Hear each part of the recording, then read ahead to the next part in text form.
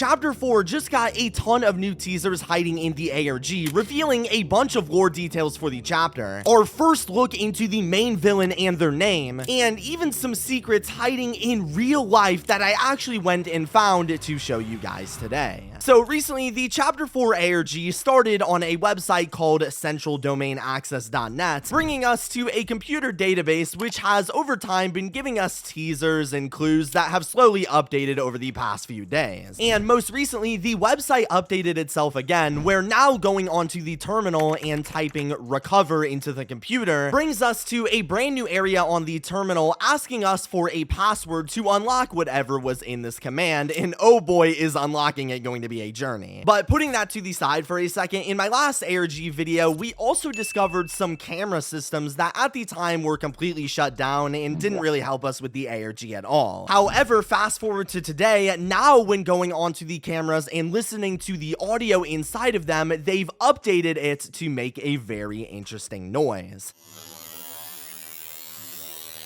Now, if you've done previous ARGs before, you probably recognize this really high-pitched, annoying noise on these cams as being a spectrogram puzzle, which basically allows us to take this audio and put it into a software which visualizes it as an image, sometimes hiding secrets. And when doing this with the 3 camera systems on the website and their audios, we get some very interesting results, showing on all 3 2 sets of coordinates somewhere on the image, what looks in the background like some kinds of trees or woods, and a message that says see you there, which when doing this with each camera gives us 3 different sets of coordinates. And what makes these coordinates interesting is when searching them up in real life on Google, they led to actual places around America. The first one led to a park in Missouri, the second one led to Burbank, California, and the third one led to a place in Portland, Maine, with the weird trees you can kind of see in the background being actual pictures of the locations we needed to go to. Now, conveniently for me, I live in Missouri, the same state as the first coordinates. So when we first discovered this, I instantly went chasing after them. And after a little bit of a drive through the state, I was led to a park in Arnold, Missouri, which after following a trail and eventually reaching the exact coordinates 30 feet or so into the woods, I was met with a very interesting sight. A mysterious, unaccompanied lunchbox in the middle of the woods. And upon opening it, I was met with something even weirder. What appears to be a Huggy doll torn apart and surrounded by a bunch of yarn, which trust me will matter a ton later in the video. And while at first this seemed to be all that was hiding inside of here, when feeling inside of the Huggy plush, something felt weird about it, almost like there was something hiding inside of it that we needed to find. And so naturally I brought the plush home to do a live stream where I performed surgery on the Huggy to find what was inside of it, which when doing so revealed 2 different sets of balled up paper that when unscrambling ended up showing a couple of different documents titled Game Station Test Subject Assessment Forms, which were used in the Game Station as we saw in Chapter 2 to grade the children in play care on how well they performed in the games to test their skills for making them into experiments. And the first one I got here read subject name Quinn Navidson, proctor name Mateo Lata, and the assigned toy Yarnaby, revealing to us there is a new character coming to the game, of course under the name Yarnaby, and we can assume they are somehow related to yarn, judged from the Huggy plush in the ARG, which was literally covered in it, and of course their name. In musical memory, out of 5, Quinn got a 3, saying several mistakes but finished with roughly part-time. In Huggy Wuggy, he got a 2, saying Quinn's awareness and response time leaves a lot to be desired, frequently miss their target. Then in statues, he got a 3, saying completed the obstacle course within expected time, but lost once and was instructed to restart, which shows that the child Quinn was a very average child in terms of the Game Station grades. Nothing special, nothing terrible. However, something changed in the second document hiding inside Huggy, also about Quinn Davidson, with the proctor this time being Harley Sawyer, and this time in the reassessment, they got a 1 on musical memory, saying was unreceptive to the trial, no apparent comprehension comprehension of the rules or goals, unable to complete the game, and no attempts seem to be made. Next, on Huggy Wuggy, he got a 4, saying, was able to outperform the previous run through despite not being able to properly handle a GrabPack.